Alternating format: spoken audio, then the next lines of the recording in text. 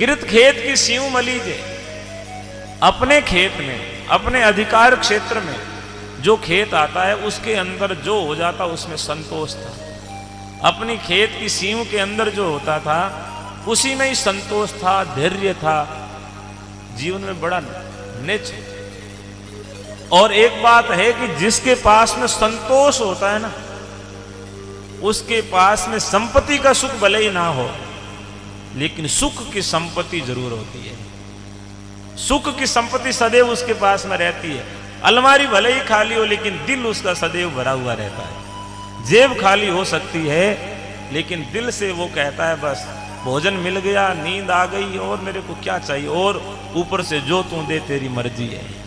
ये संतोष है था उनके पास में। अपना खेत था, उसकी सीऊ में जो हो गया उस पे संतोष। पड़ोसी के खेत में क्या हो रहा है, क्यों हो रहा है, इससे उनको कोई लेना देना नहीं। गांव में गोचर खाली पड़ी है कि क्यों पड़ी है, कि कौन सी जमीन खाली पड़ी है, ध्यान नहीं रखते। अब तो देखते हैं कि कौन सी खाली पड़ी है और कौन सी सूनी पड़ी है और किस पे कब्जा करना है। जिसके पास में जितना ज्यादा धन है उसकी उतनी ज्यादा भूख है, उसकी उतनी बड़ी भूख है। संतोष नहीं है, और संतोष नहीं हो तो जो संपत्ति है उसका सुख ले नहीं सकते। संपत्ति बहुत है लेकिन उसका सुख नहीं मिल रहा। धन बहुत हो गया लेकिन डॉक्टर ने मना किया हुआ है कि मीठा नहीं खाना है और चिकनाई नहीं लेनी है। अब जीवन में दो ही चीज होती है, या तो मीठा होता है या फिर चिकनाई होनी चाहिए। दोनों ही मना, तो फिर क्या खाएगा। डॉक्टर ने मना कर दिया ये नहीं खा सकते, सूखी रोटी खाओ। संपत्ति का सुख नहीं मिलाना। एसी लगा रखी है कमरे में, कूलर लगा रखा है, बढ़िया डनलप का गद्दा लगा रखा है, लेकिन नींद आ जाए कोई मजाल थोड़ी है। सूतो सूतो रुपया गिने किने देवड़ा है, आज बन ब्याज को दिनो नहीं, आज भी पाछा लाना है, रुपयाड़ो छोरो तो ले रही दौड़ गयो पाछो, बड़े मुंह को बतायो। पूरी रात यही चिंतन चलता, नींद नहीं आती, सहज की नींद गायब हो गई संतोष के बिना। धन बहुत है, लेकिन धन का जो है हम लोग सदुपयोग, और हमें जो सुख लेना चाहिए था धन का सुख नहीं मिल रहा।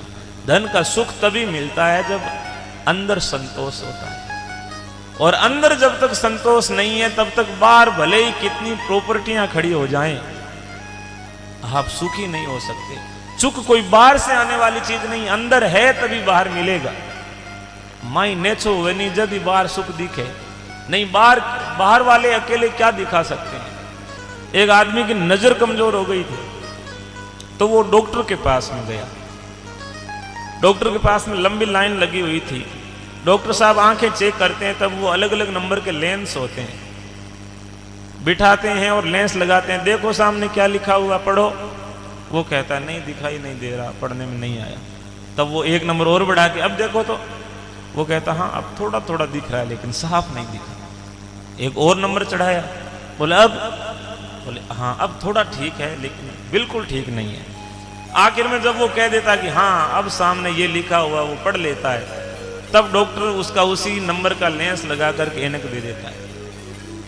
एक आदमी अनपढ़ था, वो चला गया, वो देख रहा था ये सारी प्रक्रिया की कैसे आंखों की जांच हो रही। आंखों की जांच के लिए यही बस वो सामने वाला नाम पढ़ाया जाता है। उसको बिठाया, चश्मा लगाया और लेंस लगाया, बोले पढ़ो। बोले नहीं पढ़ा जा रहा। एक और नंबर बढ़ाया, बोले अब पढ़ो। बोले नहीं पढ़ा जा रहा। एक और अंक बढ़ाया, बोले अब, बोले नहीं पढ़ा जा रहा। जितने नंबर थे सारे बढ़ा करके देख लिए, बोले अब पढ़ो। बोले नहीं पढ़ा जा रहा। बोले पढ़े लिखे भी हो? बोले ना। तो बोले पढ़े लिखे नहीं हो तो ऐनक से नहीं पढ़ा जाएगा। अंदर कुछ लिखा हुआ है, अंदर कुछ पढ़ा हुआ है, तभी हम जो है बाहर वाला पढ़ सकते हैं।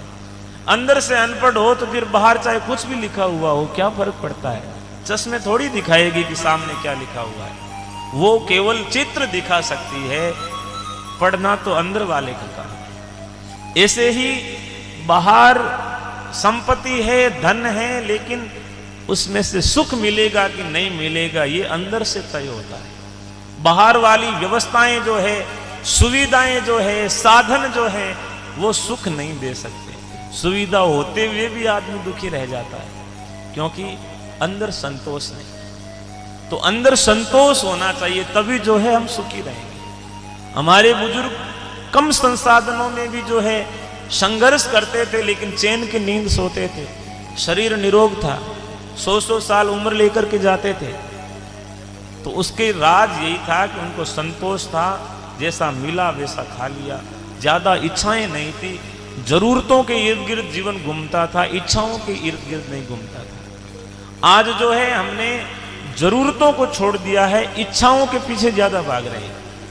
जरूरत होती है शरीर की, इच्छाएं होती है मन की। जरूरतें पूरी की जा सकती है, लेकिन इच्छाएं पूरी नहीं होती। जरूरत पूरी होती है तो चैन मिलता है, संतोष मिलता है, लेकिन इच्छाएं पूरी होती है तो 2-4 और नई जन्म ले लेती है। जैसे हमारा शरीर को भूख लगती है, तब हमें भोजन चाहिए।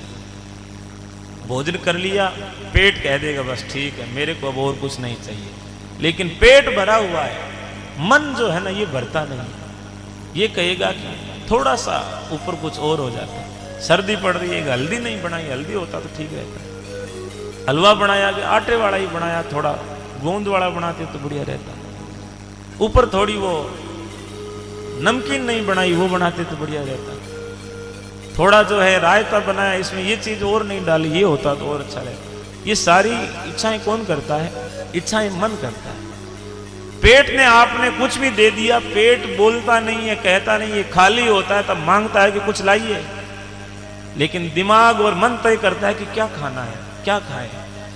और फिर भी जो है मन भरता नहीं है। पेट तो 2 रोटी से भर जाता है, मन जो है वो कभी भरता नहीं है। एक आदमी था, कहीं भोजन करने के लिए गया और कहा कि बड़ो भूख मरो कि जिमाओ तो सही।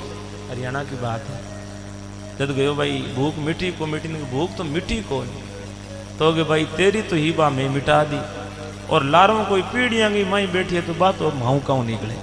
तो अंदर ही जो इच्छाएं कभी खत्म होती नहीं है, आगे से आगे बढ़ती रहती है, आगे से आगे बढ़ती रहती है। तो इच्छाओं के पीछे न भाग करके यदि जरूरतों पे ध्यान दें तो जो है जीवन सुखद हो सकता है, जीवन जो है आरामदायक हो सकता है। तब किरत खेत के सीयू मलीजे वो लोग अपने दायरे में रह करके अपने क्राइटेरिया से बाहर नहीं जाते थे, दूसरे के कामों में हस्तक्षेप नहीं करते थे, दूसरे के कामों में टांग अड़ाने का काम उनका नहीं था। जो जीवन है उसको बड़े निर्धारित रूप से, नियमित रूप से जिया करते थे। आज आदमी जो है अपने धर्म को छोड़ रहा है, और धर्म को छोड़ रहा है उसकी वजह से उसको दुख मिल रहा है। पशु पक्षी सब जो है अपने अपने धर्म का पालन करते हैं, इसलिए उनको प्रवचन देने की जरूरत नहीं है, उनको ज्ञान देने की जरूरत नहीं है। वो सब अपने धर्म का पालन करते हैं। एक ऊंट है, वो ऊंट के धर्म का पालन करता है, उसको कहने की जरूरत नहीं पड़ती कि तू ऊंट बन या ऊंट की तरह चल, वो बिल्कुल उसी तरह रहता है। एक गाय को कहने की जरूरत नहीं पड़ती कि तू गाय का जो है तेरे पास में गाय की भूमिका मिली वो तो निभा नहीं रही, वो पूर्ण रूप से उसी को निभाती है। गाय शाकाहारी है तो वो शाकाहारी करती है, शेर मांसाहारी है तो वो मांसाहारी लेता है। अपने धर्म का वो पालन करते हैं।